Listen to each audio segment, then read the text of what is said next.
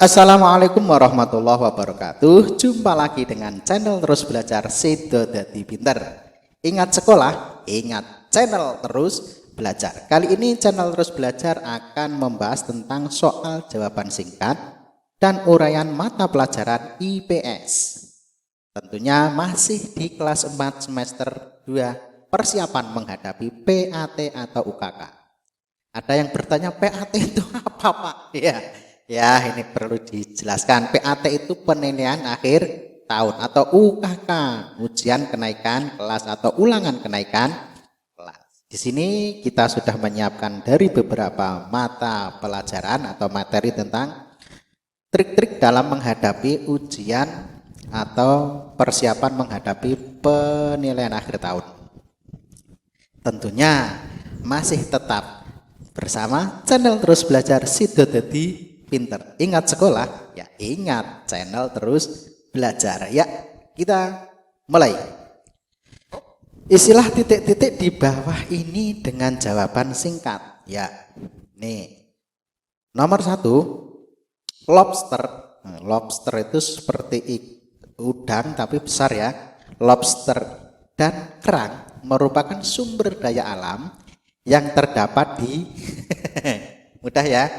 Iya, di laut. Nomor 2, burung cendrawasih merupakan fauna khas yang terdapat di pulau cendrawasih. Ini merupakan fauna. Fauna itu hewan khas ya yang terdapat di pulau Papua. Tuh, cendrawasih di sana masih banyak burung cendrawasih. Terus yang selanjutnya nomor 3, barang tambang intan atau inten dapat ditemukan di pulau titik. Wah, ini inten itu ada ternyata ya.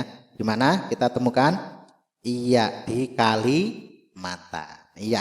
Nomor 4, Indonesia terletak di antara dua benua, yaitu benua titik-titik dan titik-titik. Apa? Iya, Asia dan Australia. Kita lanjutkan. Nomor 5, Indonesia merupakan negara beriklim tropis dengan tanah yang subur, sehingga hal ini sangat mendukung aktivitas ekonomi masyarakat dalam bidang dalam bidang apa? Ini iya, di bidang pertanian. Tanahnya yang sangat subur ya. Nomor 6, montir. Montir itu Pak bengkel itu ya.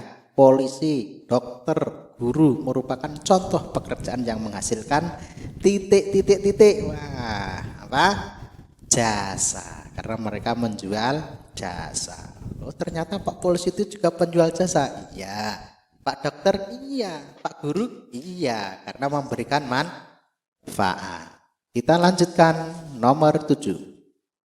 Kegiatan ekonomi yang mengantarkan barang dari produsen kepada konsumen disebut, awas, ini kata kuncinya adalah mengantarkan.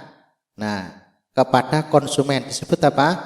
Iya, distribusi. Lah orangnya itu namanya distributor, tukang ngeterke. Ya, itu ya. Kita lanjutkan nomor 8. Dalam proses pengolahan kayu menjadi mebel, yang berperan sebagai produsen adalah produsen itu berarti yang tukang membuat ya, disebut perajin mebel, tukang gawe mebel. Mebel berarti ada kayu, ada meja, ada kursi, ada ya dedek mengek lah, perajin mebel itu ya, yang terbuat dari kayu. Nomor 9, nelayan merupakan jenis pekerjaan masyarakat di daerah pantai. Tugas nelayan adalah, wah ini penak sekali ya, mudah ya. Nelayan itu tugasnya apa? Ya, bukan nonton ya, tapi apa? Mencari ikan atau menangkap ikan. Nomor 10, sikap yang seharusnya dilakukan dalam mengelola sumber daya alam yang tidak dapat diperbaharui seperti bahan bakar minyak bumi adalah sikap yang harus kita lakukan terhadap sumber daya alam yang tidak dapat diperbaharui. Iya, Kita harus menghemat, jangan boros. Isinya apa? Menghemat. Nomor 11. Awas, ini ada gambar di samping ini. Ada Pak Ari atau Pak siapa ini sedang memberi makan pada kambing. Nah, sini, oh kok kambing ini? Ini sapi ya. Dari gambar sumber daya alam tersebut, manfaat yang dapat diambil adalah titik. Sapi itu dijukuk apa nih? Apa dijukuk kupingnya, apa sungune? Ya, iya, diambil daging dan susunya. Nomor 12. Perhatikan pernyataan di bawah ini. 1. Menggunakan sumber daya alam sesuai kebutuhan saja. 2. Mengubah lahan hutan menjadi perumahan dan industri.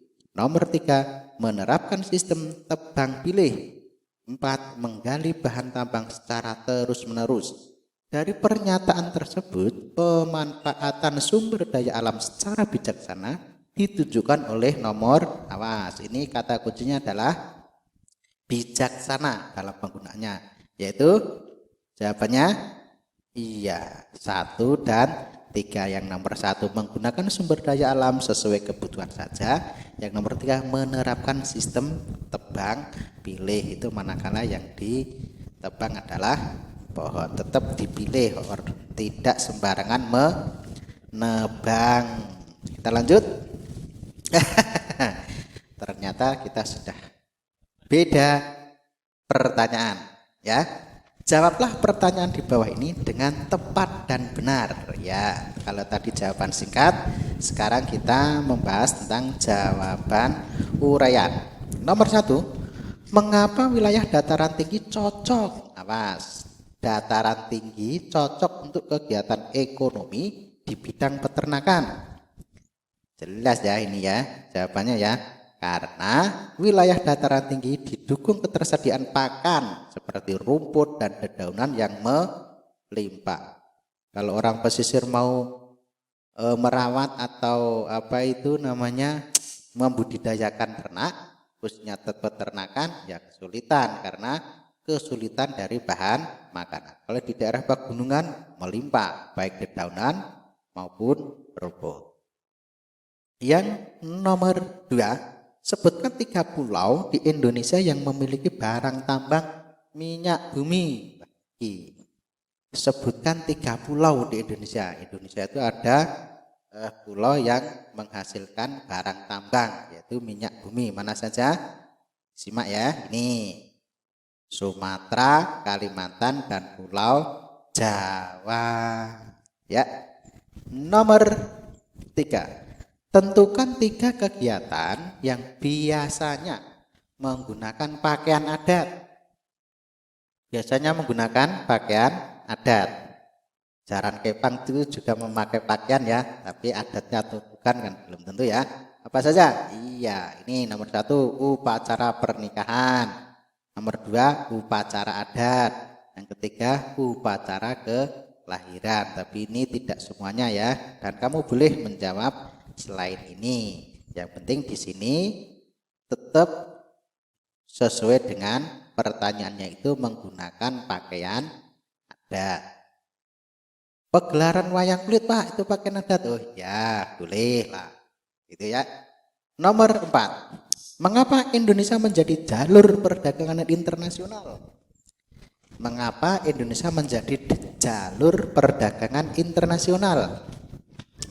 Karena letak Indonesia yang sangat strategis di antara 2 samudra, yaitu Samudra Pasifik, Samudra Hindia, serta 2 benua, yaitu benua Asia dan benua Australia, sehingga mengakibatkan wilayah Indonesia menjadi jalur perdagangan internasional. Kalau ini jawabannya terlalu banyak, kamu bisa mengambil kata kunci, yaitu apa? Indonesia berada di tempat yang sangat strategis gitu saja. Strategisnya itu di mana? Yaitu di antara 2 samudra dan di antara 2 benua. Begitu ya? Oke, kita lanjutkan. Soal nomor 5. Buatlah contoh sumber daya alam mineral logam dan sumber daya alam mineral non logam masing-masing 2. Nah, ini sumber daya alam mineral logam dan non logam. Nih jawabannya. 1. Sumber daya alam mineral logam itu seperti apa? Timah, logam, bauksit atau biji besi, emas, perak, tembaga, intan. Ini adalah sumber daya alam mineral berbentuk logam. Kalau yang non logam seperti contoh batu bara, batu belah, batu kapur, zodium, asbes, belerang, ini adalah non logam. Ya, jika nanti kurang paham bisa diulang lagi, diputar lagi video ini. Kita lanjutkan di nomor 6. Wah, ini tulisannya agak blawur ya. Tapi tidak apa-apa, masih bisa dibaca. Kegiatan ekonomi utama masyarakat di sekitar pantai adalah sebagai nelayan. Nah, namun karena pemandangan di pantai sangat indah, maka kegiatan ekonomi juga ikut berkembang. Apa sajakah perkembangan kegiatan ekonomi masyarakat yang tinggal di daerah sekitar pantai? Berikan 2 contoh. Ini sudah di pariwisata, komplek-komplek pertokoan, penginapan dan hotel. Jasa pemandu wisata dan penyewaan alat-alat menyelam. Ini juga bisa menghasilkan ekonomi. Kita lanjutkan. Sudah selesai alias terima kasih. Ini pantainya indah sekali ya. Baik, terima kasih. Kita akan berjumpa kembali di video yang akan datang, yaitu di pelajaran SBDP. Ya, perlu diketahui juga nanti kalian kalau akan memutar video-video di channel Terus Belajar bisa ditekan playlist ya. Di sana sudah disediakan video-video dari berbagai mata pelajaran. Ini berani pinter menghadapi ujian kenaikan kelas atau PAT kelas 4 semester 2 mata pelajaran IPS kelas 4. Panteng terus channel Terus Belajar Sido Dadi Pinter. Ingat sekolah, ingat channel Terus Belajar. Semangat. Assalamualaikum warahmatullahi wabarakatuh.